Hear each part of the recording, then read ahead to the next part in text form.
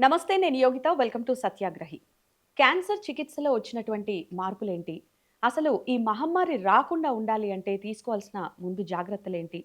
ఇక రష్యా క్యాన్సర్‌కి సంబంధించి వ్యాక్సిన్ కనుక్కుందని వస్తున్నటువంటి వార్తల్లో నిజమెంత? అదేవిధంగా ఇప్పటివరకు ఉన్నటువంటి వ్యాక్సిన్‌ల పరిస్థితేంటి? ఇలాంటి విషయాలన్నీ మాట్లాడదాం. మనతో పాటు ఒమేగా హాస్పిటల్స్ వ్యవస్థాపకులు, చీఫ్ సర్జికల్ ఆంకాలజిస్ట్ డాక్టర్ మోహన వంశీ గారున్నారు. నమస్తే డాక్టర్ గారు. నమస్తే అండి. యాక్చువల్లీ ఫస్ట్ ఈ వ్యాక్సిన్ గురించి డిస్కస్ చేద్దాం సార్. రష్యా అంటే వ్యాక్సిన్ కనుక్కుంది క్యాన్సర్‌కి అంటున్నారు. అది ఎంతవరకు అంటే నిజమంటారు? వాళ్ళు అసలు పూర్తిగా డీటెయిల్స్ ఏమి లేవండి దాంట్లో. We had gone through the review of the hmm. Literature also. వాళ్ళు ఇంకా పూర్తిగా ఏమి ఇన్ఫర్మేషన్ ఇవ్వలేదండి. ఓకే. ఇంకా ఏం లేదు దానికి. All these vaccines if they have హ్మ్. ప్రూవెన్ హ్మ్. వాళ్ళు సైంటిఫిక్ డేటా ఇవ్వాల్సి ఉంటుంది. హ్మ్. స్ట్రాంగ్ సైంటిఫిక్ ఫౌండేషన్ అసలు వాళ్ళు ఎలా చేశారు?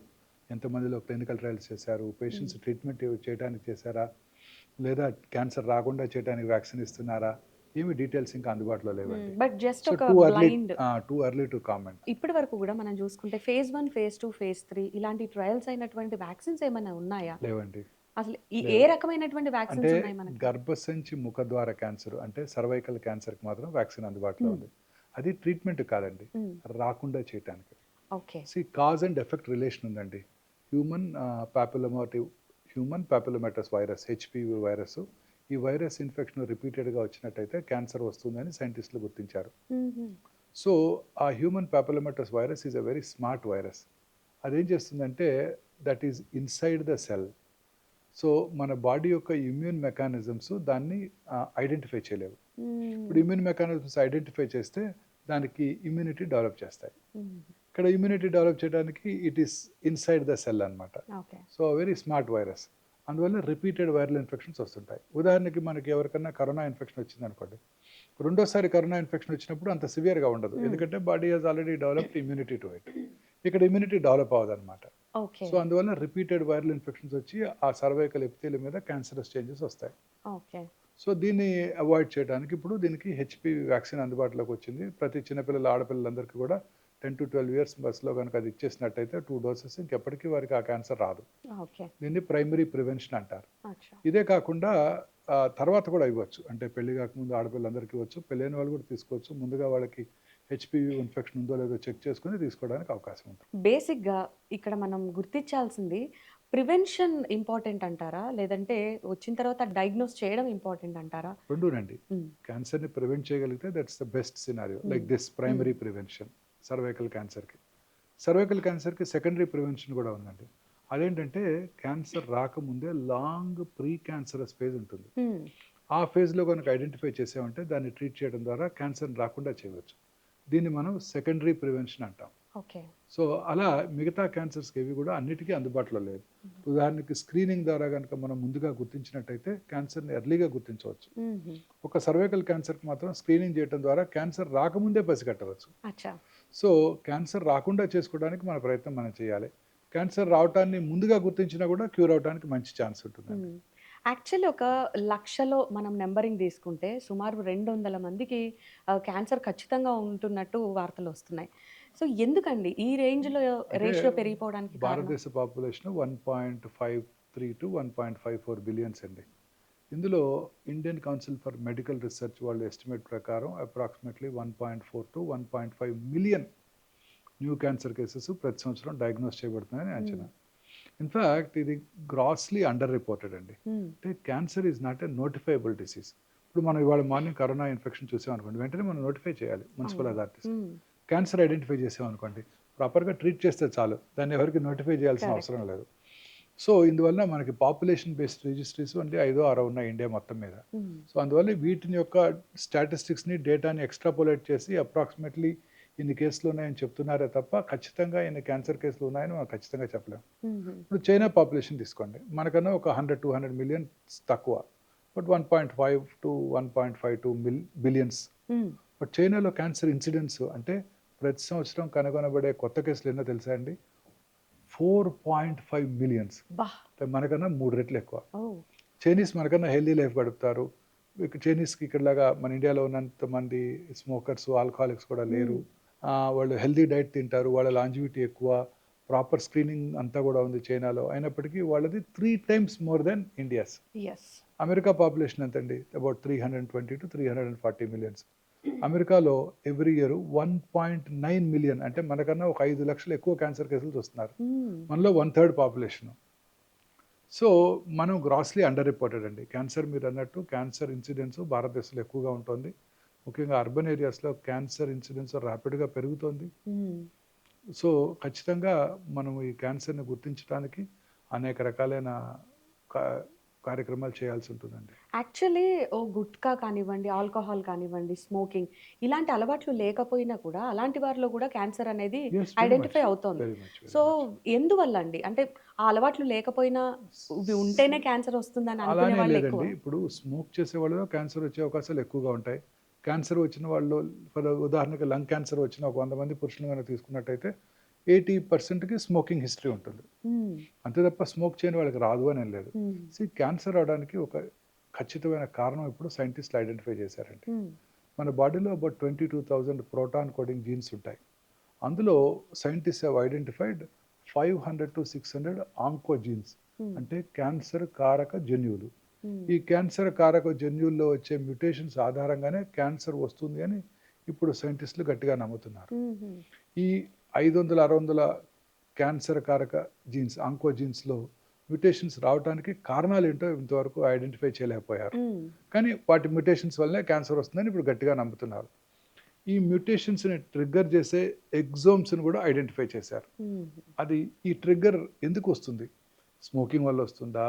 ఇమ్యూనిటీ తగ్గడం వల్ల వస్తుందా? We really don't no.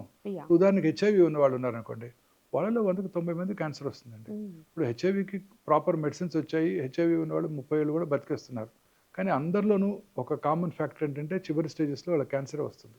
హ్మ్. అంటే వాళ్ళకి రోగ నిరోధక శక్తి తక్కువ ఉంటుంది.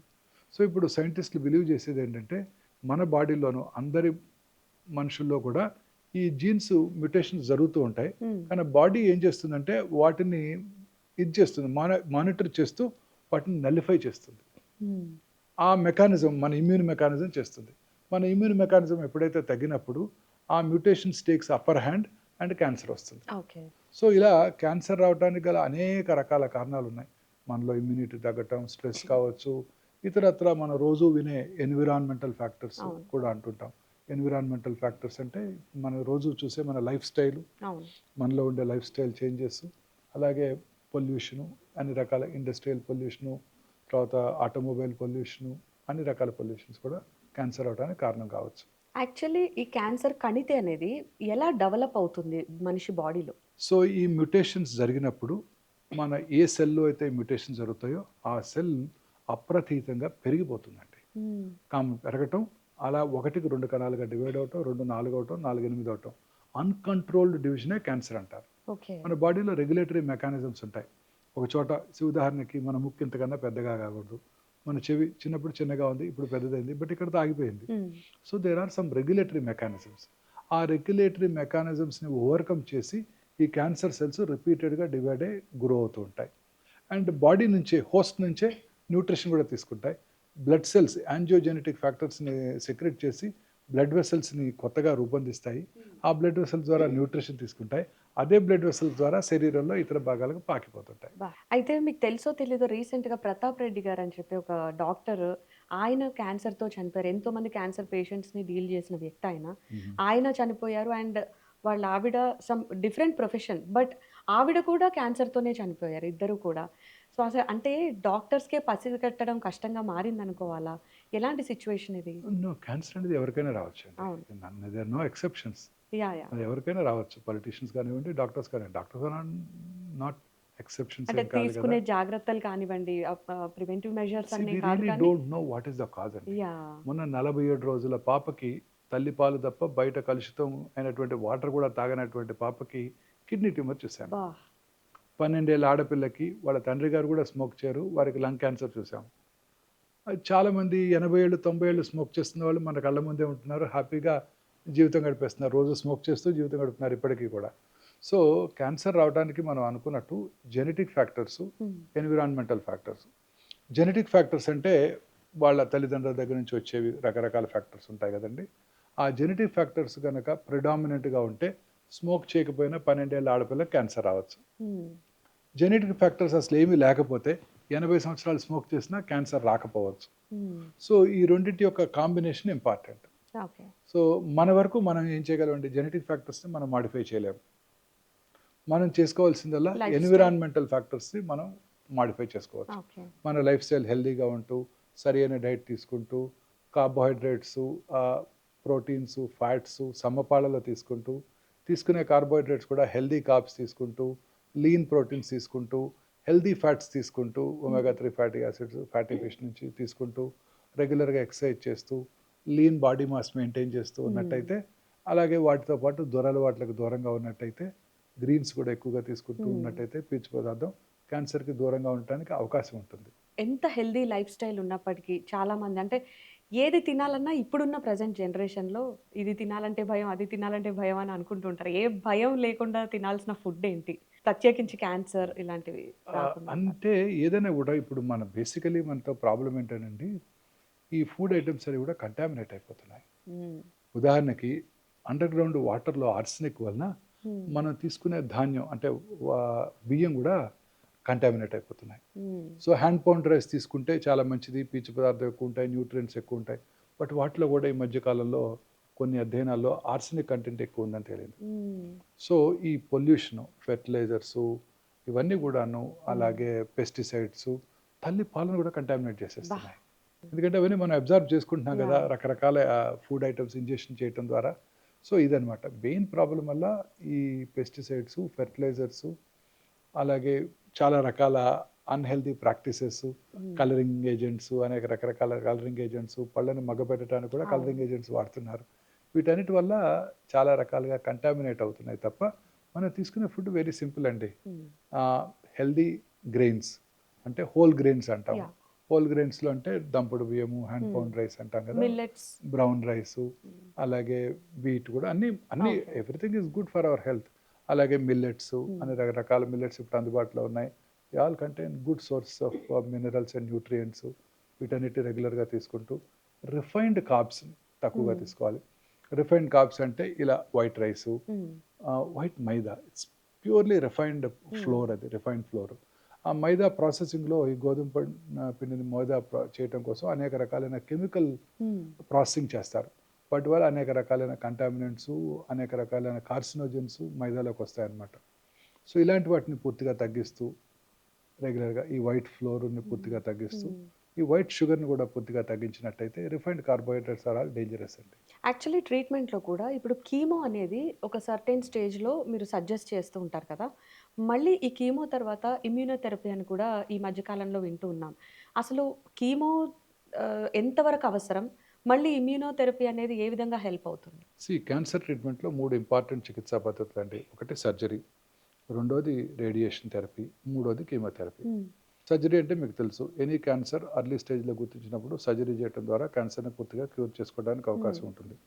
బ్రెయిన్ ట్యూమర్ అనివ్వండి, బ్రెయిన్ ట్యూమర్ నుంచి బాడీలో ఎక్కడైనా హెడ్ హ్మ్. అండ్ నెక్ హ్మ్. Cancers, breast, thoracic, ఆంకాలజికల్ thoracic ట్యూమర్సు, lung ట్యూమర్సు, అలాగే గ్యాస్ట్రో ఇంటెస్టైనల్ ట్రాక్ట్‌లో వచ్చే ట్యూమర్సు, జెనెటివ్ యూరినరీ సిస్టమ్‌లో వచ్చే ట్యూమర్స్ అన్నీ గూడాను హ్మ్. సర్జరీ చేయటం ద్వారా మనం క్యూర్ చేయవచ్చు. కానీ ఎర్లీగా గుర్తించినట్టయితేనే సర్జరీ చేయటానికి యెస్. అవకాశం ఉంటుంది. హుహు. చాలా సార్లు ఈ క్యాన్సర్స్ ఆర్ సైలెంట్ కిల్లర్స్, స్లోగా పెరుగుతూ ఉంటాయి. లేట్ స్టేజ్‌లోనే డాక్టర్ దగ్గరికి వస్తుంటారు. వాళ్ళ తప్పు కాదు. వాళ్ళకేం సింప్టమ్స్ సింప్టమ్స్ ఉండవు కాబట్టి. ఉండవు కాబట్టి. లేట్ స్టేజ్‌లో డాక్టర్ దగ్గరికి వస్తుంటారు. అందువల్ల క్యాన్సర్ సర్జరీ చేసే స్టేజ్ దాటిపోయినప్పుడు ముందుగా కీమోథెరపీ గానీ, రేడియోథెరపీ గానీ ఇచ్చి ఆ క్యాన్సర్ సైజ్ ట్యూమర్‌ని డౌన్ సైజ్ చేసి ఆ తర్వాత ట్రీట్ చేయడం జరుగుతూ ఉంటుంది. బట్ కీమో తీసుకున్న వాళ్ళు చాలా మటుకు సైడ్ ఎఫెక్ట్సే ఎక్కువ చెప్తూ యాహ్! ఉంటారు కదా! అవునండి. బట్ చెప్పేస్తాను. యాహ్! ఆ తర్వాత కీమోథెరపీ. రేడియోథెరపీ. ఆ! రేడియోథెరపీ ఇలా ప్రయర్ టు సర్జరీ కొన్నిసార్లు క్యాన్సర్ పేషెంట్స్‌కి ఇస్తుంటాము. రేడియేషన్ అలోన్ గాని, రేడియేషన్, కీమోథెరపీ గాని కలిపి ఇవ్వటం జరుగుతుంటుంది. ఆ తర్వాత సర్జరీ చేయటం జరుగుతుంటుంది. కొన్నిసార్లు ముందుగా సర్జరీ చేసినట్టయితే పోస్ట్ ఆపరేటివ్ పెథాలజీ రిపోర్ట్‌ని బట్టి రేడియేషన్ కూడా ఇవ్వటం జరుగుతూ ఉంటుంది. చాలా సార్లు ఇప్పుడు సర్జరీ కానివ్వండి, రేడియేషన్ గాని ఎక్కడైతే ట్యూమర్ ఉందో అది తీయటానికి అవకాశం ఉంటుంది. హ్మ్. బ్రెస్ట్‌లో ట్యూమర్ ఉంది. సర్జరీ చేయటం ద్వారా ఆ ట్యూమర్‌ని మనం తొలగించవేయగలం. హ్మ్. రేడియేషన్ ఇవ్వటం ద్వారా ఆ ట్యూమర్ చుట్టూ ఉన్న మైక్రోస్కోపిక్‌గా ఏమైనా క్యాన్సర్ కణాలు ఉన్నట్టయితే వాటిని మనం డిస్ట్రాయ్ చేయగలం. బట్ కీమోథెరపీ అంటే ఏంటంటే, మనం ఇంట్రావీనస్ రూట్ ద్వారా కీమోథెరపీ ఇచ్చినట్టయితే శరీరంలో ఎక్కడ క్యాన్సర్ కణాలున్నా వాటిని డిస్ట్రాయ్ చేస్తుంది. మనందరికీ తెలుసు cancer is a systemic disease. Yeah! ఇందాకే మనం అనుకున్నాం. క్యాన్సర్ హోస్ట్ నుంచే తన న్యూట్రియంట్స్ అంతా తీసుకుంటాయి. హోస్ట్ బ్లడ్ వెసల్స్ నుంచే న్యూట్రియంట్స్ తీసుకుంటుంది. కొత్త బ్లడ్ వెసల్స్‌ని క్రియేట్ చేస్తుంది తనకు కావాల్సిన న్యూట్రిషన్ కోసం. అదే బ్లడ్ వెసల్స్ ద్వారా శరీరంలో ఇతర భాగాలకు పాకిపోతుంది. సో, మరి శరీరంలో ఇతర భాగాలకు పాకిపోయిన క్యాన్సర్ కణాలని డిస్ట్రాయ్ చేయడానికి ఈ కీమోథెరపీ ఉపయోగపడుతుంది. కీమోథెరపీ అనేది వెరీ ఇంపార్టెంట్ ట్రీట్మెంట్ ప్రోగ్రామ్ అన్నమాట. కారణం ఏంటంటే సర్జరీ, రేడియేషన్ తర్వాత శరీరంలో ఉన్న ఇతర భాగాల్లో ఉన్న క్యాన్సర్ కణాలను డిస్ట్రాయ్ చేయడానికి ఇది మోస్ట్ యూస్‌ఫుల్. కానీ కీమోథెరపీ వల్ల మీరన్నట్టు కొన్ని రకాల సైడ్ ఎఫెక్ట్స్ ఉంటాయి. క్యాన్సర్ కణాలనే కాకుండా కీమోథెరపీ కణాలు బాడీలో ఫాస్ట్‌గా పెరిగే అన్ని కణాలని కూడా డ్యామేజ్ చేస్తుంది. ఓహ్! ఫాస్ట్‌గా పెరిగే కణాలు ఏంటండి? Hair. Yeah! First hair hair loss. Hair loss ఉంటుంది. తాత్కాలికంగా హెయిర్ లాస్ ఉంటుంది. Purely temporary. తర్వాత ఈ మధ్య కాలంలో హెయిర్ లాస్ లేకుండా ఉండటానికి, హెయిర్ లాస్‌ని పూర్తిగా తగ్గించడానికి స్కాల్ప్ కూలింగ్ సిస్టమ్ అందుబాటులోకి వచ్చింది. ఓకే. స్కాల్ప్ కూలింగ్ సిస్టమ్ అంటే during the process of chemotherapy, ఈ కీమోథెరపీ డ్రగ్ స్కాల్ప్‌లోకి వెళ్లకుండా దీనికి ఐస్ క్యాప్ పెడతామన్నమాట. టెంపరేచర్‌ని తగ్గించినట్టయితే స్కాల్ప్‌కు రక్త ప్రసారం తగ్గిపోయి ఈ కీమోథెరపీ డ్రగ్ స్కాల్ప్‌లోకి వెళ్ళే అవకాశాలు తగ్గిపోతాయి కాబట్టి సో, ఆ హెయిర్ లాస్ అంత సివియర్‌గా ఉండదు. అబౌట్ 60-70% ఆఫ్ ద హెయిర్‌ని మనం ప్రొటెక్ట్ చేయగలుగుతున్నాం. సో, అదొకటి ఇంపార్టెంట్. సో, మిగతా సిమ్టమ్స్, మిగతా ఫాస్ట్‌గా పెరిగే కణాలు, తెల్ల రక్త కణాలు, ఎర్ర రక్త కణాలు, ప్లేట్లెట్స్‌ని అది డ్యామేజ్ చేస్తుంది. సో, అందువలన వాటిని డ్యామేజ్‌ని ప్రివెంట్ చేయడానికి కాలనీ స్టిమ్యులేటింగ్ ఫ్యాక్టర్స్ అందుబాటులోకి వచ్చాయి. వాటి ద్వారా వైట్ సెల్ కణాలు తగ్గకుండా చేయగలుగుతున్నాం. అలాగే ప్లేట్లెట్స్ తగ్గినట్టయితే వాటికి కూడా అనేక రకాలైన స్టిమ్యులేటింగ్ ఫ్యాక్టర్స్ అందుబాటులోకి వచ్చాయి ప్లేట్లెట్స్ పెరగటానికి. ఇంకా మిగతా నాజియా, వామిటింగ్‌ని కంప్లీట్‌గా తగ్గించడానికి కూడా అనేక రకాలైన న్యూయర్ యాంటీ ఎమిటిక్స్ అందుబాటులోకి వచ్చాయి. వాటి ద్వారా కీమోథెరపీ అనేది ఒక ప్లెజెంట్ ఎక్స్‌పీరియన్స్ కాదు గానీ, మీరు అనుకున్నంత సైడ్ ఎఫెక్ట్స్ ఏమీ ఉండడం లేదు. బేసిక్‌గా కీమో ఇచ్చినా కూడా కొంతమంది పేషెంట్స్‌ని అంటే మీకు చూడగానే తెలిసిపోతుంది. కీమో ఒకవేళ సజెస్ట్ చేసినా గూడా అంతగా వర్కౌట్ అవ్వదు అని అనుకునే వాళ్ళకి ఎలా డీల్ చేస్తారు మీరు పేషెంట్స్‌ని అప్పుడు? లేదండి. కీమో అన్ని రకాల క్యాన్సర్స్‌కి మనకిప్పుడు అంటే స్ట్రాంగ్ రిసర్చ్ ఎవిడెన్స్‌తో ప్రోటోకాల్స్ తయారు చేశారు. హ్మ్. గైడ్‌లైన్స్ ఉన్నాయి. ప్రతి క్యాన్సర్‌కి ఈ స్టేజ్‌లో ఈ క్యాన్సర్‌కి ఏం ట్రీట్మెంట్ ఇవ్వాలి, సర్జరీ చేయాలి. ఆ తర్వాత రిపోర్ట్ ఇలా ఉంటే రేడియేషన్, కీమోథెరపీ ఇవ్వాలి. అన్నిటికి ప్రోటోకాల్స్ ఉన్నాయి మనకిప్పుడు. ఆ ప్రోటోకాల్ ప్రకారం మనం కీమోథెరపీ ఇస్తాం. 100కి 80 మంది రెస్పాండ్ అవుతారు. ఎవరికైనా కూడా కొన్నిసార్లు ఈ కీమోథెరపీ ఇచ్చినప్పటికీ కూడా కీమోథెరపీ వారిలో పని చేయకపోవచ్చు. సో, అది వాళ్ళకు ఆ పర్టిక్యులర్ ట్యూమరు ఆ పర్టిక్యులర్ కీమోథెరప్యూటిక్ ఏజెంట్‌కి రెసిస్టెంట్‌గా ఉంది. రెసిస్టెంట్‌గా ఉన్నప్పుడు మనం ఐడెంటిఫై చేసి తర్వాత కీమోథెరపీ రెజిమెన్‌ని మారుస్తాం. సో, ఈ కీమోథెరపీ అనేది integral part of cancer treatment అండి. ఖచ్చితంగా తీసుకోవాల్సి ఉంటుంది. ఎంత గొప్ప సర్జన్ అయినా బ్రెస్ట్ తీయగలడే తప్ప శరీరంలో ఇతర భాగాలకు పాకినటువంటి క్యాన్సర్ కణాలని డిస్ట్రాయ్ చేయడానికి ఖచ్చితంగా కీమోథెరపీ తీసుకోవాల్సి ఉంటుంది. ఈ మధ్య కాలంలో ఈ కీమోథెరపీలో న్యూయర్ కీమోథెరపిక్ ఏజెంట్స్ వస్తున్నాయి. ప్రిసైజ్‌గా క్యాన్సర్‌ని టార్గెట్ చేసే కీమోథెరపీ ఏజెంట్స్ వస్తున్నాయి. కీమోథెరపీతో పాటు ఇప్పుడు టార్గెటెడ్ థెరపీస్, ఇమ్యునోథెరపీస్ కూడా అందుబాటులోకి వచ్చాయి. యాహ్! యాక్చువల్లీ ఇమ్యూనోథెరపీ ఎలా ఉపయోగపడుతుందండి? ఈ టార్గెటెడ్ థెరపీస్, ఇమ్యునోథెరపీస్ కూడా ప్రిసైజ్‌గా ట్యూమర్‌నే టార్గెట్ చేస్తాయి.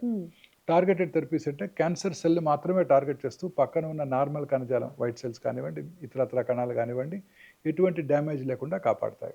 సో, తద్వారా సైడ్ ఎఫెక్ట్స్ పూర్తిగా తగ్గిపోతాయి. ఈ టార్గెటెడ్ థెరపీస్‌ని ప్రిఫరబుల్లీ కీమోథెరపీతో పాటు కలిపి ఇవ్వడం జరుగుతూ ఉంటుంది. అచ్చా! ఇక ఇమ్యునోథెరపీ విషయానికి వచ్చినట్టయితే, ఇమ్యునోథెరపీ ఏం చేస్తుందంటే మన ఓన్ ఇమ్యూనిటీని పెంచి క్యాన్సర్‌తో ఫైట్ చేసేటట్టు చేస్తుంది. మనలో మనందరికీ తెలుసు టీ సెల్స్ అని ఉంటాయి. B cells, T cells. B cells ఏమో యాంటీబాడీస్ ప్రొడ్యూస్ చేస్తాయి. యాంటీబాడీస్ కూడా ఈ క్యాన్సర్‌తో ఫైట్ చేస్తాయి. రకరకాల వైరస్‌లతోనూ, బ్యాక్టీరియాతోనూ ఫైట్ చేస్తాయి. మన ఇమ్యూనిటీకి అవి చాలా అవసరం. టీ సెల్స్ అనేవి they are called killer cells. అవేం చేస్తాయంటే మన శరీరంలోకి వచ్చే ప్రతి ఫారిన్ పార్టికల్, ఇప్పుడు ట్రాన్స్‌ప్లాంట్ చేసిన ఆర్గాన్ కానివ్వండి, ఇప్పుడు ఎవరికైనా కిడ్నీ ట్రాన్స్‌ప్లాంట్ చేస్తారు. మన బాడీ ఏం చేస్తుందంటే ఇమ్యూన్ రెస్పాన్స్‌ని మౌంట్ చేస్తుంది. మన బాడీలో ఉన్న మన టీ సెల్స్‌ని ఆ ఫారిన్ ఆర్గాన్, ఆ ట్రాన్స్‌ప్లాంటెడ్ ఆర్గాన్‌ని రిజెక్ట్ చేసేస్తాయి. సో, రిజెక్ట్ చేయకుండా ఈ ట్రాన్స్‌ప్లాంట్ చేయించుకున్న పేషెంట్స్ అందరికీ ఇమ్యూనో సప్రెసివ్ థెరపీ ఇవ్వడం జరుగుతూ ఉంటుంది. ఓకే. కిడ్నీ ట్రాన్స్‌ప్లాంట్ అవ్వనివ్వండి, లివర్ ట్రాన్స్‌ప్లాంట్ అవ్వనివ్వండి. అందుకే కరెక్ట్‌గా మ్యాచ్ చేసిన డోనర్‌నే తీసుకోవాల్సి ఉంటుంది. ఓకే. సో, ఈ టీ సెల్స్ ఏం చేస్తాయి, మన బాడీలోకి వచ్చే ఫారిన్ పార్టికల్స్, ట్రాన్స్‌ప్లాంటెడ్ కిడ్నీ కానివ్వండి, ఇంకొక ఆర్గాన్ కానివ్వండి, వైరస్ కానివ్వండి, బ్యాక్టీరియా కానివ్వండి, వీటితో ఫైట్ చేసి వాటిని డిస్ట్రాయ్ చేసేస్తాయి. క్యాన్సర్ సెల్ కూడా ఫారిన్ సెల్లే. సో ఈ టీ సెల్స్ వెళ్ళి ఆ క్యాన్సర్ సెల్ని డిస్ట్రాయ్ చేస్తుంది. ఓకే. కానీ cancer cells are very smart. They are smarter than scientist. అవేం చేస్తాయంటే ఈ టీ సెల్స్ యొక్క రిసెప్టార్స్ని బ్లాక్ చేస్తాయి, అంటే మాస్క్ చేసేస్తాయి. సో టీ సెల్ ఏం చేస్తుందంటే ఆ క్యాన్సర్ సెల్ని ప్రత్యేకంగా గుర్తించలేదు, అందువల్ల క్యాన్సర్ సెల్ సర్వైవ్ అవుతూ ఉంటుంది. ఇమ్యూనోథెరపీ ఏం చేస్తుందంటే దీన్ని అన్మాస్క్ చేస్తుంది. ఓకే. ఈ ఎక్కడైతే క్యాన్సర్ సెల్ వెళ్ళి ఈ టీ సెల్ యొక్క రిసెప్టార్ని బ్లాక్ చేస్తుందో అక్కడ ఇమ్యూనోథెరపీ వెళ్ళి దాన్ని అన్మాస్క్ చేస్తుంది. తద్వారా మన టీ సెల్స్ ఏం చేస్తాయంటే క్యాన్సర్ సెల్ని ఫారిన్ సెల్గా గుర్తించి వాటిని డిస్ట్రాయ్ చేసేస్తుంది. సో ఇది immunotherapy, natural way of killing the cancer. Okay. మన ఓన్ ఇమ్యూనిటీని పెంచి మన ఓన్ ఇమ్యూనిటీ క్యాన్సర్ సెల్ని సరిగా గుర్తించేటట్టు చేసి వాటిని డిస్ట్రాయ్ చేస్తుంది. తద్వారా ఎటువంటి సైడ్ ఎఫెక్ట్స్ ఉండవు. కాకపోతే ఇవన్నీ ప్రొహిబిటివ్లీ ఎక్స్పెన్సివ్. ఇవన్నీ కూడా ఇంపోర్టెడ్ మాలిక్యూల్స్. పేటెంట్ రైట్స్ ఉన్నాయి వాళ్ళ కంపెనీస్కి. ఈ పేటెంట్ లా ఎక్స్పైర్ అయ్యే వరకు అంటే 10 years 15 years వాళ్ళే ఎక్స్క్లూసివ్గా మ్యానుఫ్యాక్చర్ చేసుకుంటారు కాబట్టి మనం మ్యానుఫ్యాక్చర్ చేయలేం, కాబట్టి అవి ఎక్స్పెన్సివ్గా ఉంటాయి. వన్స్ పేటెంట్ వాళ్ళ రైట్స్ ఎక్స్పైర్ అయినాక ఇండియాలో కనుక ఇవి మనం తయారు చేసినట్టయితే చాలా తక్కువ ఖర్చులో మన ప్రజలందరికీ కూడా అందుబాటులోకి వస్తాయి. సో టు బీ ఫ్రాంక్, ఈ క్యాన్సర్ అనేది చాలా డబ్బున్న వాళ్ళకు వచ్చే వ్యాధి. అంటే డబ్బున్న వాళ్ళు మాత్రమే తీసుకోగలరు ఈ ట్రీట్మెంట్ని. కొంతమంది ఆస్తులు అమ్ముకోవాల్సిన పరిస్థితి. Very so true, very costly treatment అది. Very true. ఎందుకని ఇంత వెరీ కాస్ట్లీగా ట్రూ. ఉంది? మన దగ్గర ఎందుకు ఆ అవైలబిలిటీ అనేది లేదు? ఇవన్నీ కూడా మీరు ఇప్పుడు మనం డిస్కస్ చేశాం కదండి, పేటెంట్ లాస్ వలన అవన్నీ కూడా ఎక్స్పెన్సివ్ మెడిసిన్స్. అవన్నీ వాళ్ళు చెప్పినప్పుడు వాళ్ళు బిలియన్స్ ఆఫ్ డాలర్స్ ఖర్చు పెట్టి ఆ మాలిక్యూల్ డెవలప్ చేశారు. అవును. మరి వాళ్ళు ప్రాఫిట్ చేసుకోవాలి కదా, లేకపోతే కొత్త మాలిక్యూల్ రావు కదా. ఎందుకంటే ఇప్పుడు వాళ్ళు తయారు చేసిన మాలిక్యూల్ని మన ఇండియాలో తయారు చేసి అమ్మేస్తే రీసెర్చ్ ఎవరు చేస్తారు? Yeah, to be frank, governments కూడా వాళ్ళ పాత్ర ఎలా ఉండాలండి? ఎందుకంటే ఒక ప్రైవేట్ హాస్పిటల్స్లో మాత్రమే ఇలాంటి ఫెసిలిటీస్ ఉండడం, ఇప్పుడు ప్రభుత్వ ఆసుపత్రుల్లో ఫెసిలిటీస్ ఏం కాదండి, ఇవి మెడిసిన్స్ కొనుక్కోగలగాలి. మెడిసిన్స్ కొనుక్కోగలగాలి. ఇప్పుడు వార్డులో అంటే మెషినరీ పరంగా ఏమైనా చేంజెస్ చెప్పేస్తాను, వార్డులో కూర్చోబెట్టి అడ్మినిస్టర్ చేసేవచ్చు మెడిసిన్స్ అన్ని. మన గవర్నమెంట్ ఏం చేయాలి, రీసెర్చ్ని మనం ఎక్కువ ఇంపెటిస్ ఇస్తూ రీసెర్చ్కి ఇన్సెంటివ్స్ ఇస్తూ మన ఇండియన్ యూనివర్సిటీలో రీసెర్చ్ జరిగి ఆ కొత్త మాలిక్యూల్స్ మనమే తయారు చేసుకునేటట్టు చేయగలగాలి. అప్పుడు మనకి ప్రాఫిటబుల్గా ఉంటుంది, అంటే తక్కువ ఖర్చులో మన ప్రజలకు అందుబాటులో వస్తాయి. అలాగే ఇంపోర్టెడ్ ఎక్విప్మెంట్, ప్రతి రేడియోథెరపీ ఎక్విప్మెంట్ కూడా ఇంపోర్టెడే, very expensive. $4 million, $5 million. Digital PET CT అంటే $2 million. అండ్ గవర్నమెంట్ వేసే ట్యాక్స్ ఎంతండి? 37%. మీరు ఎయిర్ క్రాఫ్ట్, బోయింగ్ నుంచి ఎయిర్ క్రాఫ్ట్ మీరు మన ప్రైవేట్ ఎయిర్లైనర్ లీజ్కి తీసుకోవటమో లేదా కొనుక్కోవటం జరిగింది, దానికి ట్యాక్స్ ఎంతో తెలుసా అండి? 3%. అంటే రిచ్ మ్యాన్ ఎయిర్ క్రాఫ్ట్ కొనుక్కున్నారనుకోండి, వాళ్ళకి ట్యాక్స్ ఎంతో? ఇప్పుడు ఒక రిచెస్ట్ బిజినెస్ మ్యాన్ ఒక ఎయిర్ క్రాఫ్ట్ కొనుక్కున్నారు, వాళ్ళకి ట్యాక్స్ ఎంత అండి? 10%. మరి మన ప్రజలకు ఉపయోగించే ఈ రేడియోథెరపీ ఎక్విప్మెంట్ కానివ్వండి, ఇంకేదైనా ఎక్విప్మెంట్ కానివ్వండి, మనం ఇంపోర్ట్ చేసుకుంటే కట్టాల్సిన ట్యాక్స్ 37%. అంటే ₹1,00,000 పెట్టి ఎక్విప్మెంట్ కొంటే లేదా ₹1,00,00,000 పెట్టి ఎక్విప్మెంట్ కొంటే 37 లక్షలు గవర్నమెంట్ ట్యాక్స్ కట్టాలి. సో మీరు చాలా సీనియర్ డాక్టర్, ఎన్నో కేసెస్ ఇలాంటివి చూశారు. యాక్చువల్లీ సిచ్యువేషన్స్ చెప్పండి, మన ప్రభుత్వాలు అనుసరిస్తున్న విధానం ఎలా ఉంది? ఇప్పుడు ఇంకా ఏం డెవలప్మెంట్స్ రావాల్సి ఉంది? అంటే మన దేశంలో రీసెర్చ్ జరిగేటట్టు మన ఇన్స్టిట్యూషన్స్కి యూనివర్సిటీస్కి వాళ్ళకి ఇన్సెంటివ్స్ ఇస్తూ కనుక ఉన్నట్టయితే, రీసెర్చ్ చేసే వాళ్ళకి కనుక రికగ్నిషన్ కనుక ఇచ్చినట్టయితే, మన దేశం this no death of talent. అక్కడ పనిచేసే వాళ్ళంతా 30% ఆర్ ఇండియన్స్ ఓన్లీ. ఆ దేశాల్లో పనిచేసి మాలిక్యూల్స్ క్రియేట్ చేసినంత ఇండియన్సే, మనకి అందరికీ తెలుసు. సో వాళ్ళు బ్రెయిన్ డ్రైన్ లేకుండా ఇండియాలోనే ఉండి వాళ్ళ యూనివర్సిటీలో, మన యూనివర్సిటీలో వాళ్ళకి ప్రాపర్ కనుక ఇన్సెంటివ్స్ ఇచ్చినట్టయితే ఆ రీసెర్చ్ ఇక్కడే జరుగుతుంది. తద్వారా ఆ మాలిక్యూల్స్ అని మనం ఇక్కడే కనుక్కోగలుగుతాం. యాక్చువల్లీ ఇప్పుడు ఏమైనా రీసెర్చెస్ జరుగుతున్నాయండి క్యాన్సర్కి సంబంధించి మన దగ్గర? అవి ఏ స్టేజ్లో ఉన్నాయి? అంటే it depends on different universities అండి. ఇన్స్టిట్యూషన్స్లోనే జరగాలి, యూనివర్సిటీస్లోనే. ఇదంతా కూడా ప్రైవేట్ హాస్పిటల్స్లో రీసెర్చ్ చేయడం అనేది చాలా కష్టం అండి. సో ఇక్కడ ఏజ్, జెండర్, హెరిడిటరీ అండ్ మీరు అన్నట్టుగా హెరిడిటరీతో పాటు జెనెటికల్ అని కూడా అంటారు కదా. అవునండి. సో వీటన్నిటిని బేరీజ్ వేసుకుంటే మన భారతదేశంలో సుమారు ఒక రేషియో ఏంటండి? ఇప్పుడు క్యాన్సర్ పేషెంట్స్ రేషియో ఎలా ఉంది? ICMR స్టాటిస్టిక్స్ ప్రకారం ప్రతి 9 మందిలో ఒకరికి క్యాన్సర్ డయాగ్నోస్ చేస్తున్నారండి. సో దారుణంగా ఉంది. చాలా ఎక్కువగా ఉంది. మనం బిలీవ్ చేసేదంటే 9 మందిలో కాదు, ప్రతి 4-5 ఒకళ్ళకి క్యాన్సర్ ఉంటుంది. ఎందుకంటే అది ఇంకా పూర్తి అవగాహన లేకపోవటం, అండర్ రిపోర్టెడ్ కాబట్టి ఇంకా ఎక్కువగానే ఉంటుంది భారతదేశంలో. రాను రాను ప్రతి ఇంటికి ఒక క్యాన్సర్ పేషెంట్ ఉంటారు అనేటువంటి వార్తలొస్తున్నాయి. ఖచ్చితంగానండి. హ్మ్. ప్రతి ఐదుగురు ఒక క్యాన్సర్ పేషెంట్ ఉండబోతున్నారు. హ్మ్. ఖచ్చితంగా అది. ఎందుకంటే అనేక రకాలైన మనం ఇందాక డిస్కస్ చేసాం environmental factors, life style factors ఇవన్నీ కూడా అనేక రకాలైన క్యాన్సర్స్ రావడానికి దోహదం చేస్తున్నాయి. పురుషులు, స్త్రీలలో తీసుకుంటే ఎవరిలో ఎక్కువగా ఈ క్యాన్సర్ అనేది స్త్రీలలోనే కనుగొంటున్నామండి? క్యాన్సర్ ఎక్కువ ఉంటుంది. 2 ఇంపార్టెంట్ ఆర్గన్స్ అండి. ఆ! Breast cancer. హ్మ్. భారతదేశంలో ఇప్పుడు on an average 2.5 lakh new breast cancer patients భారతదేశంలో డయాగ్నోస్ చేయబడుతున్నారు. అబ్బా! సర్వైకల్ క్యాన్సర్ కూడా 60,000-80,000 న్యూ సర్వైకల్ క్యాన్సర్స్ డయాగ్నోస్ అవుతున్నాయి. హ్మ్. ఇదే కాక ఓవేరియన్ క్యాన్సర్, ఎండోమెట్రియన్ క్యాన్సర్, అలాగే స్త్రీలలో మిగతా రకాల క్యాన్సర్స్ అన్నీ కూడా వస్తుంటాయి. హ్మ్. పురుషుల్లో కామన్‌గా చూసేది lung cancer, oral cancers, gastro intestinal tract cancers. ఇవన్నీ పురుషుల్లో సాధారణంగా చూస్తున్నామండి. Hmm. Gastro intestinal tract cancer అంటే ఓరల్ క్యావిటీ నుంచి ఇక్కడ రెక్టమ్, యానల్ కెనాల్ దాకా approximately about 2.5 lakh new cancer patients diagnose అవుతున్నారు. Lung cancer patients just below about 2 lakh cancers. So, on an average స్త్రీలలో ఒక 60% క్యాన్సర్స్, పురుషుల్లో ఒక 40% క్యాన్సర్స్ భారతదేశంలో డయాగ్నోస్ చేయబడుతున్నాయి. హ్మ్. And coming to your personal profile sir.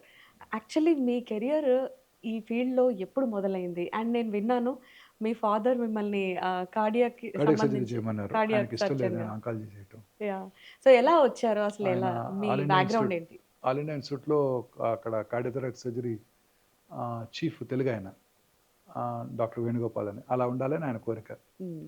But I was interested in oncological surgery, cancer surgery. Hmm. నేను పాండిచ్చేరిలో చదువుకున్నాను ఎంబీబీఎస్, ఎంఎస్ ఓకే.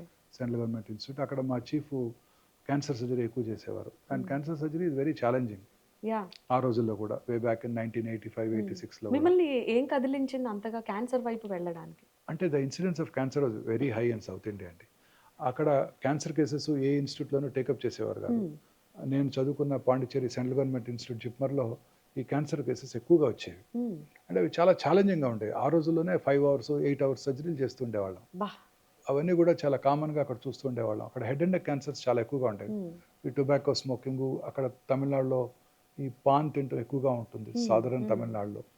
వాళ్ళు ఈ జర్దాతో కూడిన పాన్ తింటూ వాళ్ళకి అనేక రకాలైన oral cancers, gastric cancer incidence కూడా చాలా ఎక్కువండి హ్మ్. తమిళనాడులో. హ్మ్. ప్రాబబ్లీ పికిల్స్ తినటం వల్ల కానివ్వండి, స్మోక్డ్ ఫుడ్ తినటం వల్ల కానివ్వండి. సో, ఈ క్యాన్సర్స్ అన్నీ చాలా ఎక్కువగా చూసాం. Being a JIPMER being a central government institute అన్ని మేజర్ సర్జరీస్ అన్నీ అక్కడ జరిగేవి. సో, అందువల్ల తమిళనాడులో ఉన్న అందరు పేషెంట్స్ కూడా పాండిచ్చేరిలో ఇన్‌స్టిట్యూట్‌కి రావడం జరిగేది. అందువల్ల ఐ వాజ్ ఆ ఆంకాలజికల్ సర్జరీ చేయాలన్న నిర్ణయంతో అక్కడ కంటిన్యూ చేశానండి. బేసిక్‌గా మీరు అపోలో కూడా వర్క్ చేశారు ప్రీవియస్‌లీ. అవునండి. 8 ఇయర్స్ అపోలోలో యాహ్! వర్క్ చేశాను. 8 years Indo American cancer institute హ్మ్. డైరెక్టర్‌గా ఉన్నాను. యాహ్! ఆ తర్వాత 2010లో మేము ఒక ఫ్యూ డాక్టర్స్ కలిసి ఒమేగా హాస్పిటల్స్ పెట్టడం జరిగింది. సో, అప్పటి నుంచి ఇప్పటి వరకు చూసుకుంటే సార్, ఈ క్యాన్సర్ ట్రీట్మెంట్స్‌లో వచ్చిన డెవలప్‌మెంట్స్ ఏంటి మన దగ్గర? అన్ని రకాలుగా డెవలప్ అయిందంటండి. ఇంతకు ముందు కాలంలో అన్నిటికి ఓపెన్ సర్జరీ చేసేవాళ్ళం. ఇప్పుడంతా కూడా కీ హోల్ సర్జరీ చేస్తున్నాము. హ్మ్. రోబోటిక్ సర్జరీలు చేస్తున్నాము. అంటే ప్రిసిషన్ సర్జరీస్ చేస్తున్నాము. పెద్దగా కోత కోయకుండానే ఈ ఆర్గన్స్ అన్నిటిని మనం తీయగలుగుతున్నాము. హ్మ్. అవన్నీ చాలా ఇంపార్టెంట్ డెవలప్‌మెంట్స్ వచ్చాయి. అలాగే రేడియేషన్ ఆంకాలజీలో కూడా ఆహ్, ప్రిసైజ్‌గా రేడియేషన్ డెలివరీ చేసే ఫెసిలిటీస్ అందుబాటులోకి వచ్చాయి. హ్మ్. రేడియేషన్ ఇస్తున్నప్పుడు చాలా కాంప్లికేషన్స్ వస్తుంటాయి. అవేంటంటే పక్కన ఉన్న నార్మల్ కణజాలం మీద కూడా రేడియేషన్ డోస్ పడినప్పుడు అనేక రకాలైన సైడ్ ఎఫెక్ట్స్ వస్తుంటాయి. అలా కాకుండా క్యాన్సర్ వచ్చిన భాగాన్నే ప్రిసైజ్‌గా టార్గెట్ చేసే రేడియేషన్ టెక్నాలజీ అందుబాటులోకి వచ్చింది. ఆ రోజుల్లో లీనియర్ యాక్సిలరేటర్స్ ఉండేవి. ఫస్ట్ లీనియర్ యాక్సిలరేటర్ హైదరాబాద్‌లో వసుధారకం హాస్పిటల్‌లో అప్పుడు పెట్టడం జరిగింది. ఆ హ్మ్. తర్వాత ఇమ్మీడియేట్‌గా అపోలో హాస్పిటల్‌లోను, కామినేని హాస్పిటల్‌లో కూడా అందుబాటులోకి వచ్చింది. ఆ లీనియర్ యాక్సిలరేటర్ తర్వాత ఆర్క్ థెరపీస్ అంటే హ్మ్. పేషెంట్ చుట్టూ ఒక ఆర్క్ లాగా తిరుగుతూ అన్ని రకాల యాంగిల్స్‌లోనూ ఆ ట్యూమర్ మీద ప్రిసైజ్‌గా ఫోకస్ చేసే టెక్నాలజీ అందుబాటులోకి వచ్చింది. ఆ తర్వాత వీమాట్ టెక్నాలజీ అందుబాటులోకి వచ్చింది. Volumetric modulated arc therapy. ఆ తర్వాత 2014లో ఫస్ట్ సైబర్ నైఫ్ యాహ్! అంటే ఆహ్, రోబోటిక్ రేడియో సర్జరీ సిస్టమ్. అంటే మామూలుగా 30, 40 రోజుల్లో రేడియేషన్ కాకుండా రేడియేషన్ అంతా కూడా 1-5 రోజుల్లో ఇవ్వగలిగే రేడియేషన్ చికిత్స ప్రిసైజ్‌గా ఫోకస్ చేస్తూ pencil beam therapy first time ఒమేగాలోనే అందుబాటులోకి తీసుకురావడం జరిగింది. ఆ తర్వాత ఇప్పుడంతా కూడా ఫ్యూచర్ అంతా కూడా ఆర్టిఫిషియల్ ఇంటెలిజెన్స్. దట్స్ వాట్ కృత్రిమ మేధస్సుతో అడగబోతున్నా. పనిచేసే రేడియేషన్ డెలివరీ సిస్టమ్. హ్మ్. ఇప్పుడు ఈ రేడియేషన్ ప్లానింగ్ అంతా కూడా రేడియేషన్ ఆంకాలజిస్ట్ చేస్తారు. ఉదాహరణకి మనం బ్రెయిన్‌లో ఒక ట్యూమర్‌కి రేడియేషన్ ఇస్తున్నాము. ట్యూమర్ సైజ్ 4 సెంటీమీటర్స్ ఉంది. 8 రోజులు రేడియేషన్ తర్వాత ట్యూమర్ సైజ్ తగ్గిపోయింది. హ్మ్. 4-3.2 సెంటీమీటర్స్ అయిపోయింది. ఈ ఆర్టిఫిషియల్ ఇంటెలిజెన్స్‌తో పనిచేసే లీనియర్ యాక్సిలరేటర్ ఆ సైజు తగ్గటాన్ని గుర్తిస్తాయి, ఓకే. గమనిస్తాయి. ఓకే. తర్వాత కృత్రిమ మేధస్సుతో ఆలోచిస్తాయి. అదేంటి మనం ప్లాన్ చేసినప్పుడు 4 సెంటీమీటర్స్ ఏరియాకి ప్లాన్ చేసాం. ఇప్పుడు తగ్గింది కాబట్టి ఫీల్డ్ సైజ్ తగ్గించేయొచ్చు. హ్మ్. తద్వారా సైడ్ ఎఫెక్ట్స్‌ని తగ్గించవచ్చని. వాటికి అవిగానే ప్లాన్ చేసేస్తాయి రేడియేషన్. సో, ఏఐ వల్ల పాజిటివ్ ఆ! చాలా చక్కగా రిజల్ట్స్. 2 నిమిషాల్లో ప్లాన్ చేసి రేడియేషన్ డెలివర్ చేస్తాయి. ఓకే. కొన్నిసార్లు కొన్ని ఆర్గన్స్ మూవ్ అవుతుంటాయి. హ్మ్. ఉదాహరణకి గర్భసంచి క్యాన్సరే తీసుకోండి. గర్భసంచి మీద రేడియేషన్ ప్లాన్ చేసాం, ఇచ్చేస్తున్నాం. హ్మ్. కానీ నాలుగో రోజు పేషెంట్‌కి కాన్‌స్టిపేషన్ వచ్చింది. కాన్‌స్టిపేషన్ ఎవరికైనా రావచ్చు కదండీ! హ్మ్. అవును. అప్పుడు రెక్టమ్ ఉబ్బుతుంది. ఉబ్బినప్పుడు అంటే ఫీకల్ మ్యాటర్‌తో లోడ్ అవ్వటం వల్ల సర్విక్స్ ఒక 2 మిల్లీమీటర్లు ముందుకు మూవ్ అవుతుంది. హ్మ్. పాత టెక్నాలజీలో రేడియేషన్ ఇచ్చినప్పుడు రెక్టమ్ మీద డోస్ పడిపోతుంది. హ్మ్. ఇక్కడేమవుతుందంటే ఆ కృత్రిమ మేధస్సుతో పనిచేసే ఈ లీనియర్ యాక్సిలరేటరు ఈ మూవ్‌మెంట్‌ని గుర్తించి ఆ కొత్త లొకేషన్‌కి అడాప్ట్ చేసుకొని, ఆ కొత్త లొకేషన్‌కి ట్రీట్మెంట్ ప్లాన్ చేసి రేడియేషన్ ఇచ్చేస్తుంది. ఆ రోజుకి ఆ రోజు. హ్మ్. నెక్స్ట్ డే మళ్ళీ కాన్‌స్టిపేషన్ తగ్గిపోయింది. సర్విక్స్ వెనక్కెళ్ళిపోతే మళ్ళీ పాత పద్ధతిలోనే రేడియేషన్ ఇచ్చేస్తుంది. హ్మ్. సో, ఈ రేడియేషన్ ప్లానింగ్ గూడా ఈ ఈ పరికరమే చేసేస్తుందనమాట. ఓకే. సో, దీని ద్వారా రేడియేషన్ రిలేటెడ్ సైడ్ ఎఫెక్ట్స్ బాగా తగ్గిపోతున్నాయి. ఓకే. సో, ఇది చాలా యూజ్‌ఫుల్‌గా ఉండబోతోంది. దీంతో పాటు మెడిసిన్స్‌లో ఈ కీమోథెరపీ, టార్గెటెడ్ థెరపీ, ఇమ్యునోథెరపీ, రకరకాల ఇమ్యునోథెరపీలు, హ్మ్. ఇప్పుడు జెనెటిక్ టెస్టింగు, ఏ రకమైన జెనెటిక్ మ్యుటేషన్ వల్ల క్యాన్సర్ వచ్చిందో తెలుసుకొని, ఆ మ్యుటేషన్‌ని టార్గెట్ చేసే మెడిసిన్స్ ఏమైనా ఉన్నాయో కూడా గుర్తించి, హుహు. అవి ఇవ్వటానికి అవకాశం ఏర్పడింది. చాలామంది స్త్రీలలో యూరినరీ ఇన్ఫెక్షన్స్ వస్తుంటాయి. అవును. అప్పుడు ఏం చేస్తారు స్త్రీలు? ఆ యూరిన్‌ని కల్చర్‌కి ఇస్తారు. అంటే ఏ ఆర్గానిజం అందులో ఉందో తెలుసుకొని, హ్మ్. ఆ ఆర్గానిజం ఏ యాంటీబయాటిక్ లొంగుతుందో తెలుసుకొని, ఆ యాంటీబయాటిక్ ఇచ్చేస్తుంటారు. హ్మ్. కదండీ! అవును. అలాగే ప్రిసైజ్‌గా ఇస్తారు. అప్పుడు ఓకే. ఇలాగే క్యాన్సర్ కణాలు గూడా, ఈ క్యాన్సర్ కణాలని బ్లడ్ నుంచి తీసుకొని, బ్లడ్‌లో సర్క్యులేటింగ్ ట్యూమర్ సెల్స్ ఉంటాయి. ఆ సెల్స్ తీసుకొని వాటిని ల్యాబ్‌లో గ్రో చేసి, హ్మ్. అనేక రకాలైన యాంటీ క్యాన్సర్ డ్రగ్స్‌కి ఎక్స్‌పోజ్ చేసి, ఏ మందుకు బాగా లొంగుతుందో చెప్పగలిగే ఫెసిలిటీస్ కూడా ఇప్పుడు అందుబాటులోకొచ్చాయి. ఓకే. దాన్ని ఆర్‌జీసీసీ అంటారు. FDA approved technology. అంటే ఒక క్యాన్సర్ పేషెంట్ యొక్క బ్లడ్‌లోంచి క్యాన్సర్ కణాలు తీసుకొని, ఇది ఏ యాంటీ క్యాన్సర్ డ్రగ్ లొంగుతుందో తెలుసుకునే ఫెసిలిటీస్ వచ్చేసాయి. హ్మ్. తద్వారా ప్రిసైజ్‌గా ఆ డ్రగ్ ఇచ్చి, ఇందాక కీమోథెరపీకి లొంగకపోతే ఏమవుతుంది అన్నారు చూసారా? అది ఆన్సర్ చేసేస్తుంది. ఓకే. సో, ఇలాంటి టెక్నాలజీ కూడా అందుబాటులోకొచ్చింది. సో, క్యాన్సర్ పట్ల అంటే మీ అబ్జర్వేషన్ ప్రకారం క్యాన్సర్ పట్ల అవేర్‌నెస్ ఎలా ఉంది? అండ్ ఏమన్నా కొత్త క్యాన్సర్స్ డెవలప్ అవుతున్నాయా? కొత్త క్యాన్సర్స్ అంటే ఇప్పుడు క్యాన్సర్స్ యాస్ సచ్ జనరల్‌గా ఇన్సిడెన్స్ పెరిగిపోతుందండి. అవును. అన్ని రకాల క్యాన్సర్స్‌ని సైంటిస్ట్‌లు ఐడెంటిఫై చేశారు, టైపింగ్ చేశారు. ఇప్పుడు రకరకాల పెథలాజికల్ ఎగ్జామినేషన్‌తో వాళ్ళు కరెక్ట్‌గా క్యాన్సర్ టైప్ ఏ రకమైన టైపో హ్మ్. తెలుసుకోవడానికి హ్మ్. అవకాశం ఏర్పడింది. డిజిటల్ పెథాలజీ కూడా అందుబాటులోకొచ్చింది. తద్వారా ఆర్టిఫిషియల్ ఇంటెలిజెన్స్‌తోనే ఇప్పుడు అది ఏ రకమైన క్యాన్సరో ఐడెంటిఫై చేసుకునే ఫెసిలిటీ కూడా హ్మ్. అందుబాటులోకొచ్చేసింది. హ్మ్. ఫ్యూచర్‌లో ఈ ఆర్టిఫిషియల్ ఇంటెలిజెన్సు అందరూ డాక్టర్స్‌ని కూడా రిప్లేస్ చేస్తుందేమోనని భయంగా గూడా ఉంది. హ్మ్. యాస్ సచ్ ఇప్పుడు రేడియాలజిస్ట్‌ని అందరిని గూడా రేడియాలజిస్ట్ సైన్ చేసినప్పటికీ కూడా ఇప్పుడు పెట్ సిటీ స్కాన్ చేస్తే ఒక్క నిమిషంలో ఆర్టిఫిషియల్ ఇంటెలిజెన్స్ రిపోర్ట్ ఇచ్చేస్తుంది. వాహ్! మ్యామోగ్రామ్ రిపోర్ట్ వచ్చేస్తుంది. అవును. సీటీ స్కాన్, ఎంఆర్ఐ రిపోర్ట్ కూడా ఆల్రెడీ అందుబాటులోకి వచ్చేసింది. కోర్స్ రేడియాలజిస్ట్ సైన్ హ్మ్. చేస్తారు. బట్ ఫ్యూచర్‌లో సో, ఇందులో అడ్వాంటేజ్ ఎంత? డిసడ్వాంటేజ్ ఎంత? అడ్వాంటేజ్ ఆర్టిఫిషియల్ ఇంటెలిజెన్స్ ఇస్ వాటికున్న ఎనార్మస్ నాలెడ్జ్ అంతా it is all pattern reporting. Hmm. అంత ఇన్ఫర్మేషన్ అంతా వాటిలో ఉంది. కొన్ని లక్షల పబ్లికేషన్స్ ఉన్నాయి. వెంటనే రిపోర్ట్ చేసేయగలవు. హ్మ్. తప్పులు జరగకుండా హ్మ్. రిపోర్ట్ చేయగలవు. హ్మ్. హ్యూమన్ ఎర్రర్ ఉండదు. టైర్డ్‌నెస్ ఉండదు హ్మ్. వాటికి. హ్మ్. ఒక్క సెకండ్‌లో 1 మినిట్‌లో రిపోర్ట్ చేసేస్తున్నాయి. ఓకే. Great advantage. ఓకే. అలాగే ఇప్పుడు రేడియాలజీ, రేడియోథెరపీ ప్లానింగు అన్నీ కూడా ఆర్టిఫిషియల్ ఇంటెలిజెన్సే. ఇప్పుడు ఈ క్యాన్సర్ డయాగ్నోసిస్‌కి స్టేజింగ్ వాడే పరికరాలు, యాహ్! పెట్ సిటీ స్కాను, హ్మ్. అలాగే పెట్ ఎంఆర్ఐ స్కాను ఇవన్నీ కూడా ఏఐ పవర్డ్. ఓకే. తద్వారా ఫాస్ట్‌గా ఆ ప్రొసీజర్ చేయడానికి అవకాశం ఏర్పడింది. ఇప్పుడు పెట్ సిటీ స్కాన్ ఫాస్ట్‌గా చేసినట్టయితే హ్మ్. పేషెంట్‌కి వచ్చే రేడియేషన్ ఎక్స్‌పోజర్ తగ్గిపోతుంది. ఓకే. ప్రతి స్కాన్‌కి కొంచెం రేడియేషన్ ఎక్స్‌పోజర్ అవును. ఉంటుంది కదండీ! అది కంప్లీట్‌గా తగ్గించడానికి అవకాశం ఏర్పడింది.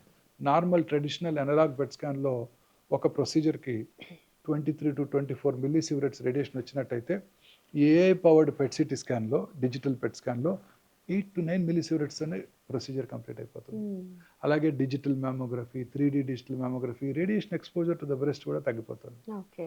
సో, అనేక రకాలుగా ఇప్పుడు ఈ కొత్త డెవలప్‌మెంట్స్ ద్వారా మనము క్యాన్సర్ పేషెంట్స్‌కి అతి తక్కువ రేడియేషన్‌లో డయాగ్నోస్ చేయగలుగుతున్నాము. హుహు. ట్రీట్మెంట్ కూడా కంఫర్టబుల్‌గా, ప్రిసైజ్‌గా ట్రీట్మెంట్ డెలివర్ చేయగలుగుతున్నాం. సో, అంటే లేటెస్ట్ డెవలప్‌మెంట్‌లో క్యాన్సర్ డయాగ్నోస్‌కి కూడా మనకి కొత్త పరికరాలొచ్చాయి. వచ్చేసాయండి. అండ్ కొత్త టెస్ట్‌లొచ్చాయండి? బ్లడ్ అవునండి. టెస్ట్‌లో. బ్లడ్ టెస్ట్‌లు, లిక్విడ్ హ్మ్. బయాప్సీ హ్మ్. వచ్చింది.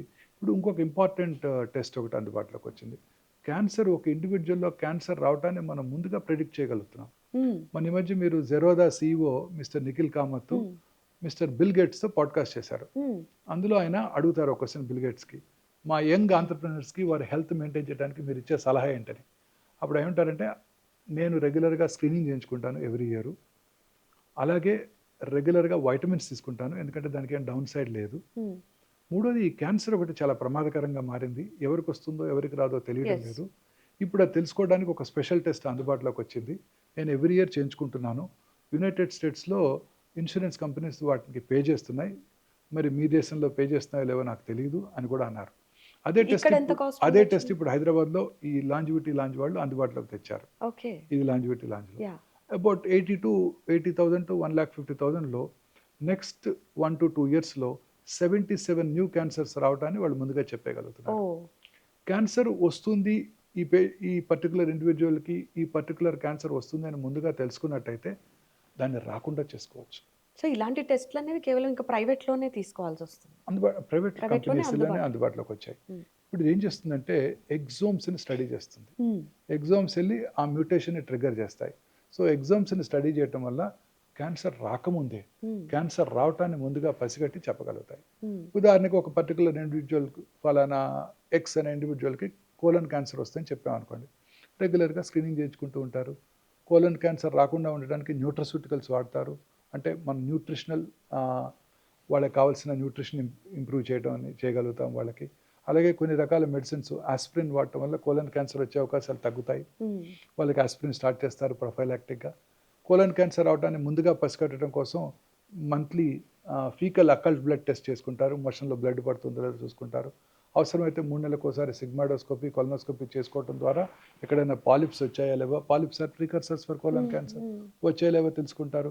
పాలిప్ వచ్చినట్టయితే ఆ పాలిప్‌ని తీసేయడం ద్వారా క్యాన్సర్ రావటాన్ని నివారిస్తారు. క్యాన్సర్ రావడాన్ని ముందుగా ఐడెంటిఫై చేసుకున్నట్టయితే, ఎర్లీగా గుర్తించినట్టయితే క్యూర్ చేసుకోవడానికి అవకాశం ఉంటుంది. అలా ప్రతి క్యాన్సర్, బ్రెస్ట్ క్యాన్సర్ వస్తుందని హ్మ్. చెప్పామనుకోండి ఒక ఇండివిడ్యువల్‌కి, అవును. రెగ్యులర్‌గా వారికి పరీక్ష చేసుకుంటారు. వారి శరీరం మీద వారికి అవగాహన పెంచుకోవడం ద్వారా డాక్టర్ కన్నా ముందే వారే ఐడెంటిఫై చేసుకోగలుగుతారు. రెగ్యులర్‌గా అల్ట్రాసౌండ్ చేసుకుంటూ ఉంటారు. కొత్త లంప్ ఏమైనా వచ్చిందో లేదో తెలుసుకోవడానికి. అల్ట్రాసౌండ్ వల్ల ఎటువంటి హాని ఉండదు. హ్మ్. రేడియేషన్ ఎక్స్‌పోజర్ ఉండదు. మామోగ్రఫీ అవసరమైనప్పుడు సంవత్సరానికి ఒకసారి చేయించుకుంటూ ఉంటారు. అవసరమైతే ఎంఆర్ఐ చేయించుకుంటారు. యెస్. తద్వారా క్యాన్సర్‌ని ముందుగా గుర్తిస్తారు. అల్ట్రాసౌండ్‌లో ఏమైనా డౌట్ ఉంటే. లేకపోతే పెట్-ఎంఆర్ మామోగ్రామ్ చేసుకొని క్యాన్సరా కాదా నిర్ధారణ చేసుకుంటారు. స్టేజ్ ఎర్లీగా ఉన్నప్పుడే ఫస్ట్ స్టేజ్ కన్నా ముందే దాన్ని పట్టుకొని దాన్ని తీసేసుకోవడం ద్వారా క్యూర్ చేసుకోవడానికి కూడా అవకాశం ఉంటుంది. సో, ఈ ప్రొఫైలాక్టిక్ ప్రివెంటివ్ క్యాన్సర్ చెక్స్ అనేవి చాలా ఇంపార్టెంట్. ప్రతి ఇండివిడ్యువల్ కూడా హ్మ్. ఎక్కడైతే రిస్క్ ఫ్యాక్టర్స్ ఉన్నాయి, వాళ్ళ ఫ్యామిలీలో ఎక్కువ మందికి ఉన్నాయి, వీరికి కూడా లైఫ్ స్టైల్లో స్మోకింగు, ఆల్కహాల్ హిస్టరీ ఉంది, ఒబీస్ ఇండివిడ్యువల్, వీళ్ళందరికీ క్యాన్సర్ వచ్చే అవకాశాలు ఎక్కువగా ఉంటాయి. వారు ముందుగానే ఈ టెస్ట్ చేయించుకోవడం ద్వారా ఏ క్యాన్సర్ వస్తుందో తెలుసుకొని ఆ క్యాన్సర్ రాకుండా చేసుకోవడానికి, లేదా ఆ క్యాన్సర్ని అర్లీగా గుర్తించి క్యూర్ చేసుకోవడానికి కూడా అవకాశం ఏర్పడుతుంది. అయితే కొంతమంది కొన్ని కేసెస్ చూసుకుంటే క్యాన్సర్ మొత్తం క్యూర్ అయిపోయింది. మేము జయించేసాం అనుకున్న వాళ్ళు మళ్ళీ ఒక 1, 2 ఇయర్స్ తర్వాత మళ్ళీ క్యాన్సర్ సెల్స్ ఫార్మ్ అవ్వడము. దీన్నెలా చూడాలి? అంటే దేనివల్ల ఇది ట్రిగ్గర్ అవుతూ ఉంటుంది మళ్ళీ? ఇప్పుడు చాలా ఇంట్రెస్టింగ్ క్వెషన్ అండి ఇది. చాలా మందిలో ఈ క్యాన్సర్ తెరబెడుతుంది. దానికి రకరకాల కారణాలున్నాయండి. హ్మ్. కొన్ని అడ్వాన్స్డ్ క్యాన్సర్‌లో కొంతకాలం ట్రీట్మెంట్ ఇచ్చిన తర్వాత దే లై డార్మెంట్. ఇప్పుడు ఒక చిన్న క్వెషన్ ఉంది. హ్మ్. ఒక పేషెంట్‌కి ట్రీట్మెంట్ అయిపోయాక are you tumour free are you cancer free అనే ఒక క్వెషన్ మనం చెప్పాలి. ఓకే. ట్యూమర్ ఫ్రీ అంటే ఇప్పుడు ట్యూమర్ లేదు. హ్మ్. అంటే ఎక్కడ గడ్డ కనపడట్లేదు. హ్మ్. అదే గాని క్యాన్సర్ ఫ్రీ అని చెప్పలేమే. హ్మ్. క్యాన్సర్ కణాలు శరీరంలో మైక్రోస్కోపిక్‌గా బ్లడ్ సర్క్యులేషన్‌లో కూడా ఉండవచ్చు. హుహు. మన ఇమ్యూన్ మెకానిజమ్స్ వాటిని కంటైన్ చేస్తున్నాయి. ఎప్పుడైతే మన ఇమ్యూనిటీ తగ్గిందో రకరకాల కారణాల వల్ల, ఉదాహరణకి ఒక బ్రెస్ట్ క్యాన్సర్ పేషెంట్ తర్వాత ఎక్సర్సైజ్ చేయకుండా సెడెంటరీ లైఫ్ స్టైల్ తీసుకుంటూ, ఆహారాన్ని కంట్రోల్ చేయకుండా ఒబెసిటీకి వెళ్ళిపోయి, తర్వాత స్మోకింగ్ తీసుకుంటూ, ఆల్కహాల్ చేస్తున్నట్టయితే వారి ఇమ్యూనిటీ తగ్గి, ఆ బాడీలో ఉన్న cancer cells take upper hand. హ్మ్. అవి క్యాన్సర్ మళ్ళీ తిరగబెట్టినట్టు అవుతుంది. హ్మ్. సో, ఇప్పుడు ఈ చాలా ఇంట్రెస్టింగ్ స్టడీస్ ఉన్నాయి. హ్మ్. ఎండీ ఆండర్సన్ హాస్పిటల్‌లో, that is one of the famous cancer హ్మ్. ఇన్‌స్టిట్యూట్స్ హ్మ్. ఇన్ ద వరల్డ్, హ్యూస్టన్‌లో ఉంటుంది. అక్కడ క్యాన్సర్ క్యూర్ అయిపోయింది. 7-15 ఇయర్స్ క్యాన్సర్ క్యూర్ అయిందని వాళ్ళకి ప్రనౌన్స్ చేసిన తర్వాత కూడా వాళ్ళ బ్లడ్‌లో సర్క్యులేటింగ్ ట్యూమర్ సెల్స్ ఉన్నాయి. అబ్బా! కానీ వారికి క్యాన్సర్ లేదు. హ్మ్. అంటే వారి ఇమ్యూన్ మెకానిజమ్స్ వాటిని కంట్రోల్ చేస్తున్నాయి. So most important and interesting thing ఏంటంటే ఈ అలోపతి వైద్య విధానం ద్వారా మీరు క్యాన్సర్ కణాలను చంపవచ్చు, కానీ పూర్తిగా క్యూర్ అవ్వాలంటే మీరు అంటే ప్రతి ఇండివిజువల్గా కూడా ధైర్యంగా ఉండాలి, ట్రీట్మెంట్ ఇస్తున్న డాక్టర్ మీద నమ్మకం ఉండాలి, తీసుకునే ట్రీట్మెంట్ మీద నమ్మకం ఉండాలి, నాకు క్యాన్సర్ రాదు అని గట్టి నమ్మకము ఆశ ఉండాలి. అండ్ అలాగనే పోస్ట్ ట్రీట్మెంట్ కూడా రెగ్యులర్గా ఎక్సర్సైజ్ చేస్తూ రెగ్యులర్గా మంచి ఆహారం తీసుకుంటూ హెల్తీగా ఉన్నట్టయితే పాజిటివ్ ఫ్రేమ్ ఆఫ్ మైండ్తో కనుక ఉన్నట్టయితే క్యాన్సర్ రాకుండా చేసుకోవచ్చు. ఒక ఫారినర్తో నేను మాట్లాడాను, అంటే నేను కూడా బయట ట్రావెల్ చేసినప్పుడు ఒక ఫారినర్ నాకు చెప్పింది ఏంటంటే ఆవిడకి క్యాన్సర్ సెల్స్ రావచ్చు సంథింగ్, అవి క్యాన్సర్కి దారి తీస్తాయని చెప్పేసి ఒక సర్జరీ జరిగింది. అసలు అది ఏంటంటే ఆ ప్రొసీజర్ ఏంటి, ఏం ట్రీట్మెంట్ అంటారు దాన్ని? అంటే that depends on the organ అండి. ప్రొఫైలాక్టిక్ సర్జరీస్ జరుగుతాయి. ఉదాహరణకి అంజలినా జోలీ, మిస్ అంజలినా అంటే ఇది జోలీ క్యాన్సర్ అని కన్ఫర్మేషన్ లేదు, బట్ లేకపోయినప్పటికీ ఆ సెల్స్ తీసేస్తే క్యాన్సర్ రాదు అనేది ఒకటి నేను విన్నాను. దీన్ని ఏమంటారు అని? అదే prophylactic surgery Miss Angelina Jolie, okay. వారి తల్లి గారికి ట్రిపుల్ నెగిటివ్ బ్రెస్ట్ క్యాన్సర్ ఉండింది. సో వారు ఈ BRCA1 BRCA2 అనే మ్యూటేషన్ అనాలిసిస్ చేయించుకొని వారికి పాజిటివ్గా ఉండటంతో వారికి 100% life time risk of breast cancer, ఒక 70 to 80% chance of ovarian cancer ఉందని తెలుసుకొని క్యాన్సర్ రాకముందే 2011లోనే వారికి 32 ఏళ్ళు అప్పుడే 2 బ్రెస్ట్లు తీయించేసుకున్నారు. Is a top Hollywood movie heroine. అలాగే 2 ఓవరీలు తీయించేసుకున్నారు, ఇంప్లాంట్స్ పెట్టేసుకున్నారు. అలా చాలామంది ట్రిపుల్ నెగిటివ్ బ్రెస్ట్ క్యాన్సర్ ఉన్న పేషెంట్స్కి మేమే సంవత్సరానికి ఒక 20-30 కేసులు సర్జరీలు చేస్తున్నాం. బయోలేటరల్ మాస్టెక్టమీ, బయోలేటరల్ ఉఫరెక్టమీ చేస్తున్నాం. వాళ్ళ క్యాన్సర్ వచ్చే అవకాశాలు ఎక్కువ ఉంటాయి. కొన్ని రకాల ఫెమిలియల్ ఎడినోమాటస్ పాలిపోసిస్ కోలి, ఆ జీన్ ఉన్న వాళ్ళకి ఖచ్చితంగా 35 నుంచి 40 ఏళ్ల మధ్యలోనే కోలన్ క్యాన్సర్ వచ్చేస్తుంది. కోలన్ అంతా వస్తుంది, పెద్ద పేగు నిండా వాళ్ళకి చిన్న పాలిప్స్ ఉంటాయి, అందులో ఏదో ఒకటి క్యాన్సర్గా మారిపోతుంది. అలాంటి వాళ్ళకి ఎంటైర్ రాడికల్ ప్రాక్టోకోలెక్టమీ చేసాం. అంటే క్యాన్సర్ ఖచ్చితంగా వస్తుందని తెలుసు. కొన్ని రకాల thyroid cancers, medullary thyroid cancer, వాళ్ళకి ఆ రెట్ జీన్ ఒకటి ఉంటుంది, ఫ్యామిలీలో రన్ అవుతుంటుంది. I have 3 such families. వాళ్ళ పిల్లలు, గ్రాండ్ చిల్డ్రన్ అందరికీ కూడా పుట్టగానే వితిన్ 1 year థైరాయిడెక్టమీ చేసాం. తద్వారా ఆ క్యాన్సర్ రాకుండా ప్రివెంట్ చేస్తున్నాం. సో దట్ ప్రివెన్షన్ ట్రీట్మెంట్ కూడా ఉంది అందుబాటులో. అవి స్పెసిఫిక్ జెనెటిక్ ప్రీడిస్పోజిషన్ ఉన్నప్పుడు అది చేయడం జరుగుతుంటుంది. ఖచ్చితంగా ఆ జెనెటిక్ మ్యుటేషన్ ఉందని తెలుసుకొని ఆ జెనెటిక్ మ్యుటేషన్ టెస్ట్ చేయించుకొని పాజిటివ్ ఉన్న వాళ్ళకి క్యాన్సర్ వచ్చే అవకాశాలు వాళ్ళకి ముందుగా ఉన్నాయి కాబట్టి వాళ్ళని కౌన్సిల్ చేసి సర్జరీ చేయడం జరుగుతుంటుంది. సో మీరు ఇన్నేళ్ళ ఎక్స్పీరియన్స్లో ఎన్నో రకాల సర్జరీస్ చేస్తున్నారు ఈ క్యాన్సర్కి సంబంధించి. ఏదైనా టఫ్ ఈ పేషెంట్తో డీల్ చేయడం చాలా కష్టం అనుకున్న వాళ్ళని ఫేస్ చేశారా? ఫేస్ రెగ్యులర్లీ అండి. ఇప్పుడు క్యాన్సర్ పేషెంట్స్తో ప్రాబ్లం ఏంటంటే వాళ్ళు మానసికంగా దృఢంగా ఉండరండి. అప్పుడు మీరు ఉదాహరణకి మీరు రోజు వాకింగ్కి వెళ్తారు KVR పార్క్లో, రోజు ఒక మనిషిని చూస్తారు ఎదురుగా, అదే టైంకి మీకు ఎదురుగా ఒక ఆయన వస్తున్నాడు. ఒక 2-3 సంవత్సరాలుగా ఆయన చూస్తున్నారు, సడన్గా ఆయనకు రావడం మానేశారు. అదేంటి రోజు చూస్తాను వాకింగ్కి రావట్లేదు, మన ఫ్రెండ్షిప్ వచ్చేస్తుంది ఆ టైం, మనం మాట్లాడుకోము, మనకు వాళ్ళు ఎవరో తెలియదు, అయినా కానీ మనం రోజు ఆయన కోసం చూస్తాం కదా. అదేంటి ఆయన పెద్ద ఆయన రావట్లేదు, రెగ్యులర్గా వచ్చి వాక్ చేసేవారు, స్టిక్ పట్టుకుని వచ్చేవారు, మేము ఇంటికి వచ్చి కూడా అడుగుతుంటారు ఆయన రావట్లేదు ఈ మధ్య వాకింగ్కి. తర్వాత ఇంకెవరో ఫ్రెండ్ చెప్తారు ఆయన క్యాన్సర్ వచ్చిందని. మీరు కూడా ఒక 10 రోజులు బాధపడతారు కదా, ఆయన ఎవరో మనకు తెలియదు. మన ఇంట్లో మన నైబర్కి వచ్చినా కూడా ఇట్ డిస్టర్బ్స్ అస్. వెంటనే ఇవాళే చెప్పారు మన ఇంట్లో పక్కన ఇంట్లో ఉన్న వాళ్ళ 40 ఏళ్ళైన రోజు వాకింగ్కి వెళ్తుంటారే, మా ఆవిడ చెప్పింది ఆయన క్యాన్సర్ వచ్చింది అంటే ఒక 4 రోజులు మనం కూడా డిస్టర్బ్ అవుతాం. సో ఇమాజిన్ చేయండి, క్యాన్సర్ వచ్చిన ఫ్యామిలీ మెంబర్స్ వాళ్ళు ఓపీలోకి వచ్చినా వాళ్ళు ఏదో ఒక దీంట్లో ఉంటారు, వాళ్ళు ఎవరు కూడా సరైన మానసిక దృక్పథంలో ఉండరు, డిస్టర్బ్ అయిపోతారు. ఆ పేరు చెప్పంగానే మొత్తం ఫ్యామిలీ డిస్టర్బ్ అయిపోతుంది.